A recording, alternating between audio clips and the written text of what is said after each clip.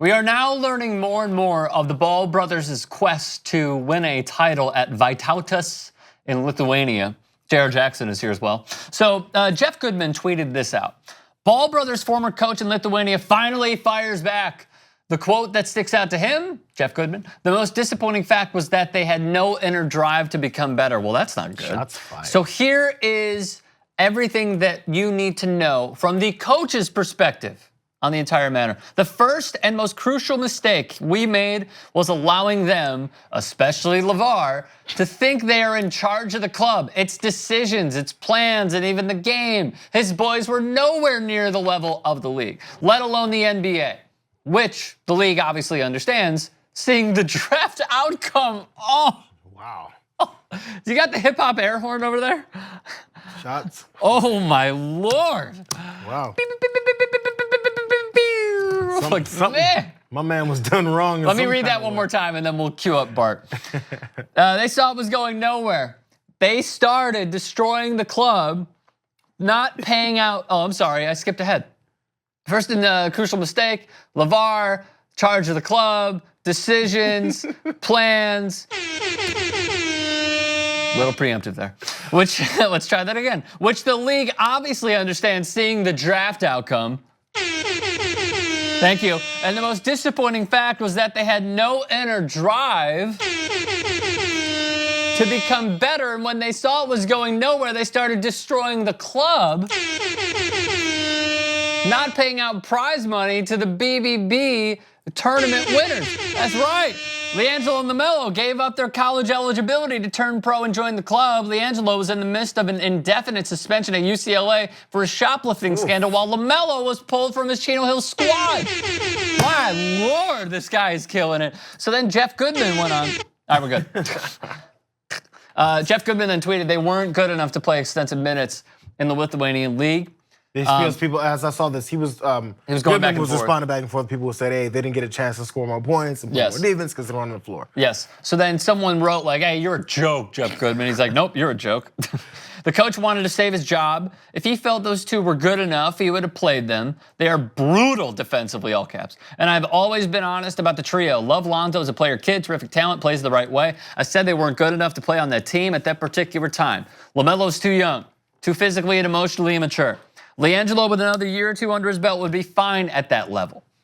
So we are learning more and more. Were we there? No.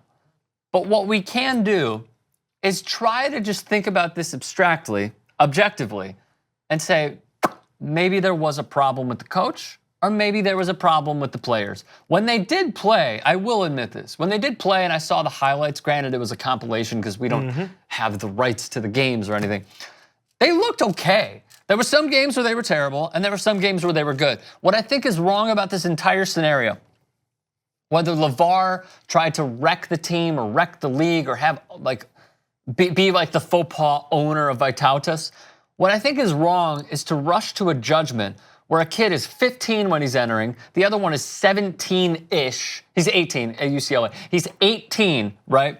And now we're like, well, they couldn't compete in the Lithuanian league. They should be killing it in the Lithuanian league. What we have is the wrong mindset of saying, well, look at Jamal or Jordan Crawford when they play in China, Michael Beasley in China. They're putting up 49 points a game. Why can't they do it? 15 years old. Well, we have unrealistic expectations, especially for a grown man league. You know where those came from? Those unfair expectations came from their father. That's the starting point. Totally fair point. Okay, so once you put your kids in this league and take them out of high school. But don't you view him as, sorry to cut you up, don't you view him as a caricature? Like, he's just like this boisterous personality that's always gonna hype up his kids no matter what. Granted, it's sometimes the wrong thing to do, it's the right thing to do. That's his kids, his parenting, right? But how I view it is, he would probably say like LaMelo Ball would knock out George Foreman in his prime. Like, that's just how I view LaVar Ball at this point. I'm okay with LaVar doing and saying all the stuff he does. The problem is when he takes those over-the-top things and then puts them in real life and inserts them into his kids. So if you want to keep saying you're going to beat Michael Jordan, you could have destroyed him, and you go out there and play the one-on-one game where we saw you barely run, cool, it's all fun, and he's having fun. I think he doesn't take himself that seriously.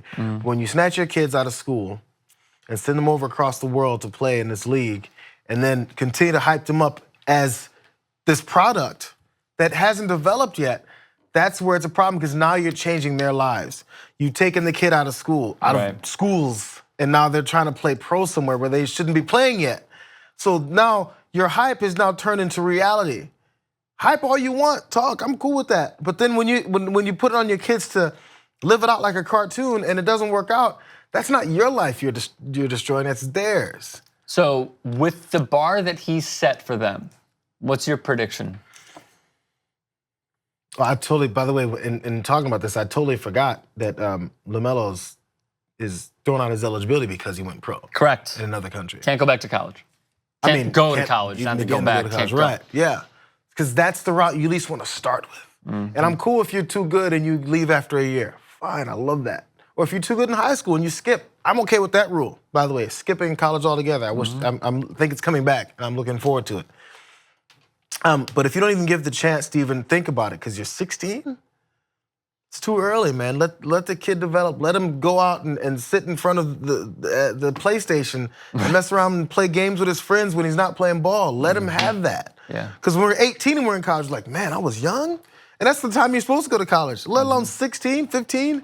It's you haven't had a chance. And if he's put into the real world of the Sharks, especially professional sports, and they start eating them because they're like, it's your money or my money, I'm gonna take it.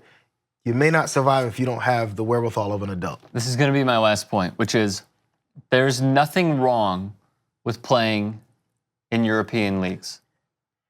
Seen Luka Doncic. We have seen other players go over and then come back. If LiAngelo Ball is destined to become a European basketball player, we had Shane Larkin on this very program, and he was talking about how trialing and tough it is, but how it made him a better basketball player to go over for a year, come back, and now he's going over to Turkey, play for a year. Should have been signed. He already proved that he's a good enough basketball player. He's gonna come back and he's gonna make more money. There's nothing wrong with going the European route at all. It is nothing to be ashamed of. I think if LiAngelo Ball goes, it'll make him tougher. It'll make him a better basketball player. And then maybe there's an entry route if he improves his game. For LaMelo, no idea, because he's still developing and so incredibly young. Let us know your thoughts, comment section below, subscribe to TYT Sports. You know what's my favorite song? You Could Ring My Bell. So do it, why don't you? Ring the damn bell. And download the TYT app, available on Android and iOS.